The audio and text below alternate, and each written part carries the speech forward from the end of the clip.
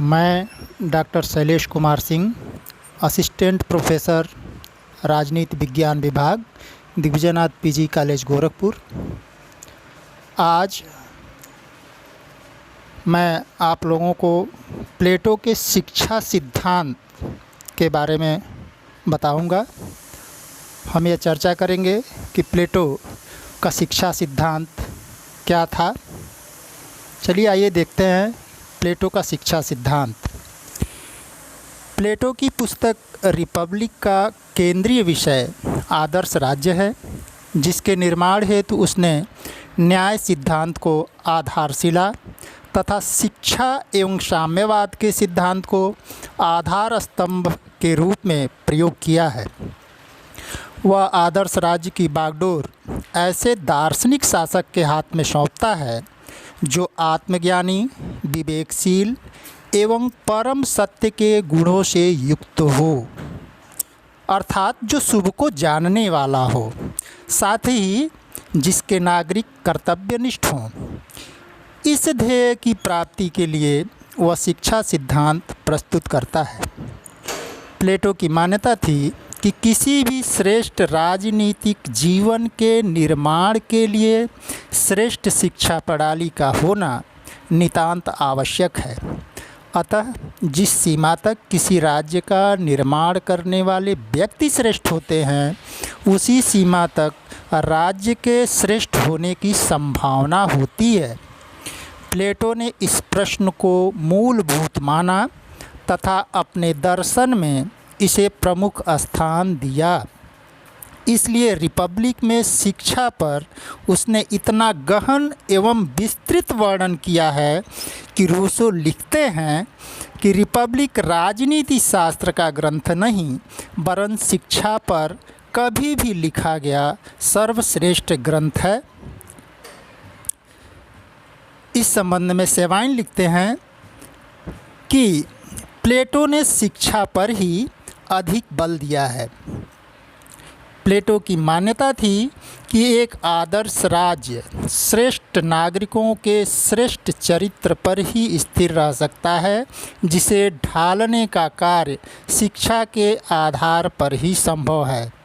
Barker लिखते हैं कि शिक्षा मानसिक व्याधि को दूर करने का मानसिक उपचार है। शिक्षा का उद्देश्य है आत्मा को उस परिवेश में लाना जो उसके विकास की प्रत्येक अवस्था में उसके सर्वांगीण विकास हेतु सर्वाधिक उपयुक्त। प्लेटो के समय में दो प्रकार की शिक्षा प्रणाली प्रचलित थी, एक एथेंस की और दूसरी स्पार्टा की। प्लेटो ने इन दोनों शिक्षा पद्धतियों के गुण दोषों को दृष्टि में रखते हुए अपनी शिक्षा योजना निर्धारित की। पहली शिक्षा थी एथेंस की शिक्षा पद्धति। एथेंस में शिक्षा का दायित्व परिवार का था। सामान्यतया राज्य उसमें कोई हस्तक्षेप नहीं करता था। पाठ्यक्रम 3 स्तरों में विभाजित थे। पहला प्रारंभिक शिक्षा, जो 6 से 14 वर्ष तक चलती थी। प्रारंभिक शिक्षा का मुख्य विषय पढ़ना लिखना, प्राचीन कवियों का साहित्य का अवलोकन करना, संगीत तथा व्यायाम थे। दूसरा माध्यमिक शिक्षा थी, जो 14 से 18 वर्ष तक चलती थी। यह शिक्षा सोफिस्टों द्वारा धन देकर प्राप्त किया जाता था, जिसमें अलंकार शास्त्र, भाषण कला और राजनीति का अध्ययन होता था। सैनिक शिक्षा 18 से 20 वर्ष तक की दी जाती थी। इसके बाद किसी व्यक्ति को पूर्ण नागरिक अधिकार प्राप्त हो सकता था।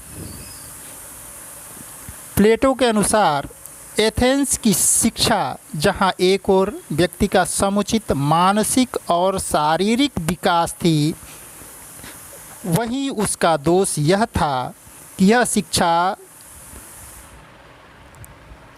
राज्य का नहीं, परिवार का दायित्व होने के कारण राज्य की आवश्यकताओं तथा प्रकृति के प्रतिकूल होती थी, जिससे निकम्मे तथा भ्रष्ट प्रकार के राजनीतिज्ञ उत्पन्न होते थे। दूसरी शिक्षा प्रणाली थी स्पार्टा की शिक्षा प्रणाली। स्पार्टा की शिक्षा पद्धति एथेंस के विपरीत पूर्णतया राज्य द्वारा नियंत्रित थी। स्पार्टा में कठोर सैनिक प्रशिक्षण की व्यवस्था थी और साथ ही स्त्रियों के लिए भी शारीरिक शिक्षा अनिवार्य थी। स्पार्टा के बच्चों को 7 वर्ष की आयु में ही उनके परिवार से ले लिया जाता था और राज्य के अधिकारी उनके संपूर्ण शिक्षा की व्यवस्था करते थे। स्पार्टा की शिक्षा पद्धति राज्य की प्रकृति और आवश्यकता के अनुकूल थी, किंतु इसका पाठ्यक्रम संकुचित था। वहाँ मानसिक और बौद्धिक प्रशिक्षण की कोई व्यवस्था नहीं थी। प्लेटो ने एथेंस और स्पार्टा की शिक्षा पद्धतियों के गुणों को ग्रहण करते हुए अपनी शिक्षा पद्धति में इन दोनों का समन्वय किया है। आइए देखते हैं कि प्लेटो की शिक्षा योजना क्या थी। प्लेटो की शिक्षा व्यक्ति के जीवन में चलने वाली अनवरत प्रक्रिया है और शिक्षा की व्यवस्था राज्य के द्वारा ही की जानी चाहिए। साथ ही उसने यह भी व्यवस्था की है कि संरक्षक वर्ग के स्त्री पुरुष इस शिक्षा योजना से लाभ उठा सकें। प्लेटो ने अपनी शिक्षा योजना को 2 भागों में बांटा है, प्रारंभिक शिक्षा तथा उच्च शिक्षा। प्रारंभिक शिक्षा 6 से 14 वर्ष तक की थी। प्रारंभिक शिक्षा सभी बच्चों के लिए अनिवार्य थी। इस शिक्षा का उद्देश्य भावनाओं और संवेगों को संतुलित कर चरित्र निर्माण करना है। प्लेटो 18 वर्ष की आयु के लिए शिक्षा पाठ्यक्रम में 2 प्रमुख विषय रखता है, व्यायाम और संगीत। प्लेटो के शब्दों में शरीर के लिए व्यायाम तथा आत्मा के लिए संगीत आवश्यक है। प्लेटो ने व्यायाम और संगीत दोनों ही शब्दों का प्रयोग व्यापक अर्थों में किया है। व्यायाम से उसका आशय केवल शारीरिक कसरतें ही वरन पूर्ण शारीरिक विकास के साथ साथ सहिष्णुता, साहस तथा वीरता के मानसिक गुण विकसित कर चरित्र निर्माण करना है।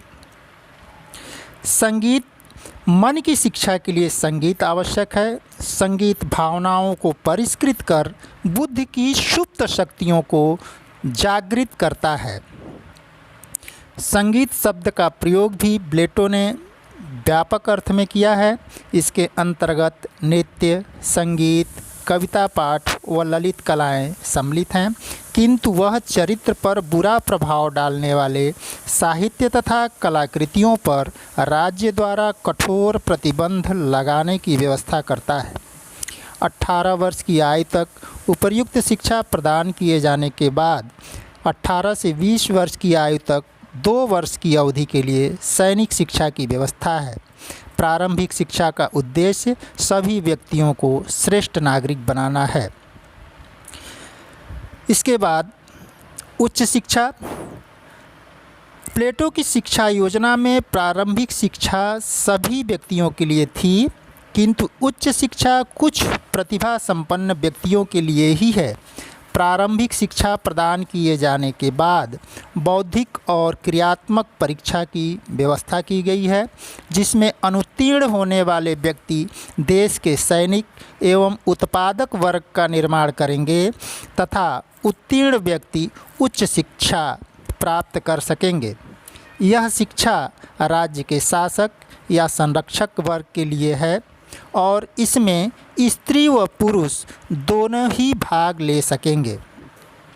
प्लेटो के उच्च शिक्षा के 2 सोपान हैं, 20 से 30 वर्ष तक का शिक्षण और 30 से 35 वर्ष तक का शिक्षण। उच्च शिक्षा के प्रथम सोपान पर प्लेटो विज्ञान और तर्क के अध्ययन पर अत्यधिक बल देता है। विज्ञान में वह गणित को विशेष महत्व दिया है। वह अंक गणित का दार्शनिक महत्व मानता है, क्योंकि इसमें शुद्ध सत्य ज्ञान की प्राप्ति के लिए शुद्ध प्रज्ञा के व्यवहार की आवश्यकता होती है। गणित प्लेटो का प्रिय विषय था और वह इसे सैनिकों के लिए उपयोगी तथा दर्शन शास्त्र का प्रथम सीढ़ी मानता है। इसी प्रकार उसने ज्योतिष को भी अपने पाठ्यक्रम में स्थान दिया है।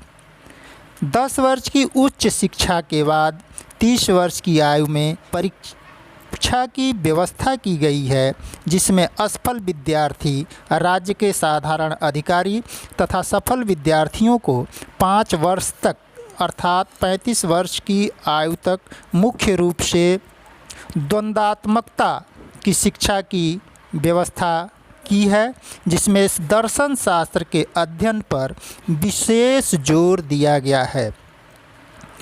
35 वर्ष की आयु तक शिक्षा देने के बाद भी प्लेटो संरक्षकों के शिक्षण को अपूर्ण ही मानता है।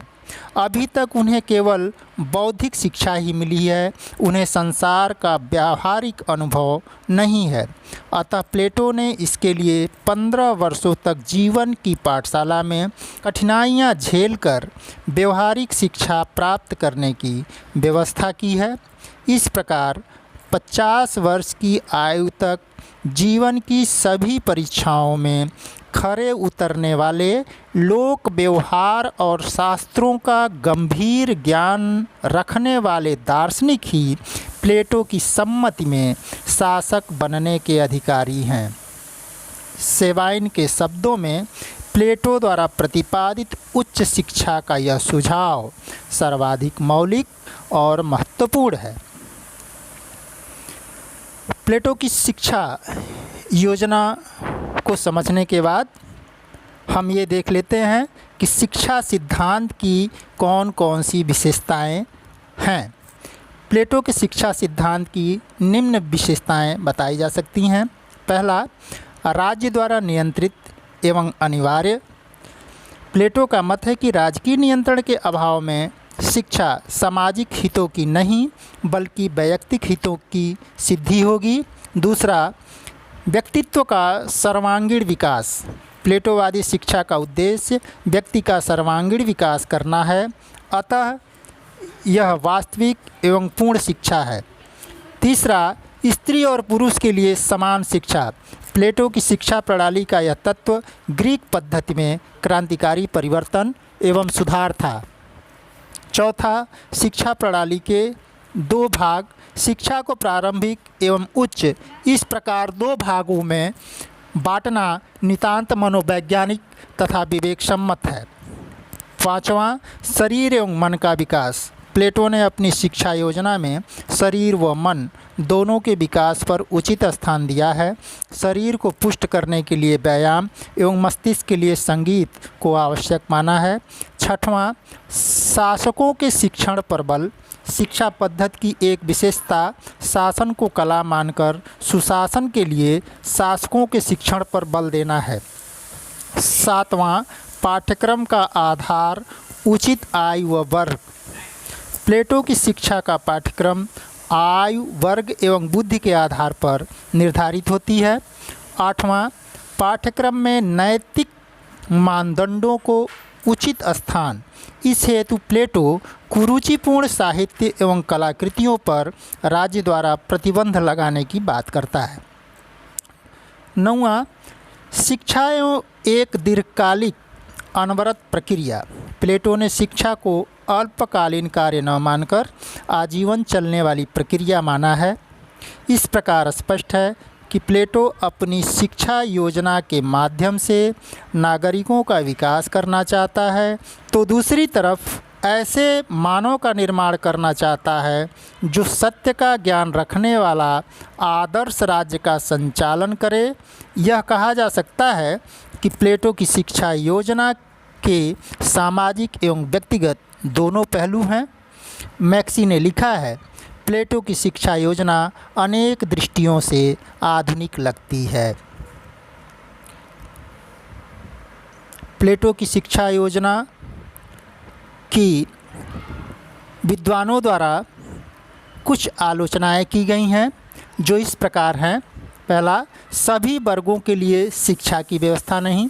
प्लेटो की शिक्षा योजना में प्रारंभिक शिक्षा के बाद उत्पादक वर्ग के लिए किसी अन्य प्राविधिक या टेक्निकल एजुकेशन की आवश्यकता नहीं समझी गई तथा सैनिक एवं शासक वर्ग पर ही सारा ध्यान केंद्रित है। सेबाइन के अनुसार प्लेटोवादी शिक्षा योजना का एक गंभीर दोष यह है कि केवल अच्छे शासकों से ही किसी देश का कल्याण संभव नहीं है। दूसरा, साहित्य की उपेक्षा। इसमें गणित और दर्शन को अत्यधिक महत्व दिया गया है तथा साहित्य की उपेक्षा की गई है, जबकि साहित्य मानव की कोमल भावनाओं को विकसित कर उसके दृष्टिकोण को व्यापक करता है। तीसरा, कला एवं साहित्य पर अनुचित नियंत्रण। इसके द्वारा कवि एवं कलाकारों को राज्य के नियंत्रण में जकड़ने का प्रयास किया गया है। चौथा, शिक्षा योजना सैद्धांतिक, अधिक व्यवहारिक, कम। आलोचकों का मानना है कि 35 वर्ष की आयु तक गुरु पर निर्भर रहने वाले व्यक्तियों में नवीन कार्यों को करने का उत्साह समाप्त हो जाता है, जिसके कारण उनमें आत्मनिर्भरता और पहल करने की क्षमता उत्पन्न नहीं हो सकती। पाँचवां, शिक्षा क्रम लंबा और खर्चीला। प्लेटो की शिक्षा योजना 50 वर्ष की आयु तक चलने वाली है, जो लंबा और खर्चीला है। इस प्रकार की शिक्षा प्रतिभा संपन्न व्यक्ति नहीं वरन धनी व्यक्ति ही प्राप्त कर सकते हैं। छठा, वैयक्तिक विकास का बलिदान। शिक्षा योजना राज्य की प्रकृति एवं आवश्यकताओं पर इतना अधिक केंद्रित है कि वैयक्तिक विकास का राज्य के सम्मुख बलिदान हो गया है। वस्तुतः प्लेटो की शिक्षा योजना में कुछ कमियां होते हुए भी यह अपने समय की दृष्टि से पर्याप्त आगे और मानव के सर्वांगीण विकास को ध्येय मानकर चलती है। प्लेटो ने शिक्षा पर जो बल दिया है उसके लिए संसार उस शिक्षा शास्त्री का सदैव ऋणी रहेगा। उसने ही सर्वप्रथम यह बताया कि शिक्षा आजीवन चलने वाली प्रक्रिया है तथा यह कि शासन एक कला है। इस कारण शासन कार्य सर्वाधिक योग्य एवं अनुभवी व्यक्तियों द्वारा ही किया जाना चाहिए। उम्मीद करता हूँ कि प्लेटो की शिक्षा योजना आप सबके समझ में आ गई होगी।